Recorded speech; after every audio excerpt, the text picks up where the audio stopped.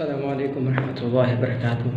حضور والا علم کا طلبگار علم کیسے حاصل کرتا ہے؟ جو کہ کسی چیز کا طلبگار ہو، علم ہو یا کوئی اور چیز، اس کے اندر اس چیز کی طلب کتنی ہوتی ہے، آپ کو ایک کہانی سے میں شروع کر کے بتا دیتا ہوں۔ ایک بار سقراط کے پاس ایک بندہ آیا، اس نے سوال کیا کہ آپ کے پاس اتنا علم کیسے آیا، آپ اتنے علم کیسے سیکھتے ہیں؟ تو سقراط نے اس کو کہا کہ تم کل آ جانا۔ تو دوسرا دن ہوا تو ایک ندی کے پاس سقراط سے وہ ملنے آیا۔ تو سقراط نے اسے کہا کہ تمہارا سوال کیا تھا؟ تو اس نے وہی سوال کیا کہ آپ کے پاس علم کہاں سے آیا اتنا؟ تو سقراط نے کہا کہ تمہارے سوال کا جواب اس پانی کے اندر ہے، اس میں جھانکو۔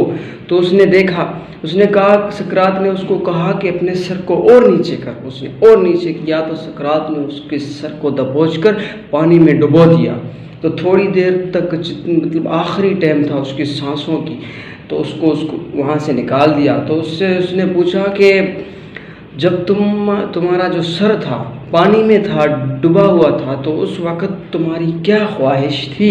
تو اس بندے نے کہا کہ میری یہ خواہش تھی کہ میری جان بچ جائے، میری سانس بند ہونے سے بچ جائے، میں بچ جاؤں۔ تو سقراط نے کہا کہ جو علم کے طلبگار ہوتے ہیں، کسی چیز کے طلبگار ہوتے ہیں، انہوں کے اندر بھی ایسی طلب ہوتی ہے، ایسا ہی طلب ہوتا ہے کہ ہم ایسے علم سیکھیں، ہم ایسے اپنی طلب کو پورا کریں اپنی۔ تو حضور والا علم کے طلبگار اسی طرح اپنے علم کو حاصل کرتے ہیں۔ انسان کو چاہیے کہ اپنے اندر طلب پیدا کرے۔ جب آپ کے اندر طلب ہوگی، پیاس ہوگی، آپ کسی چیز کو ٹارگیٹ بنا کر اسی تک پہنچ سکتے ہیں۔ السلام علیکم ورحمۃ اللہ وبرکاتہ۔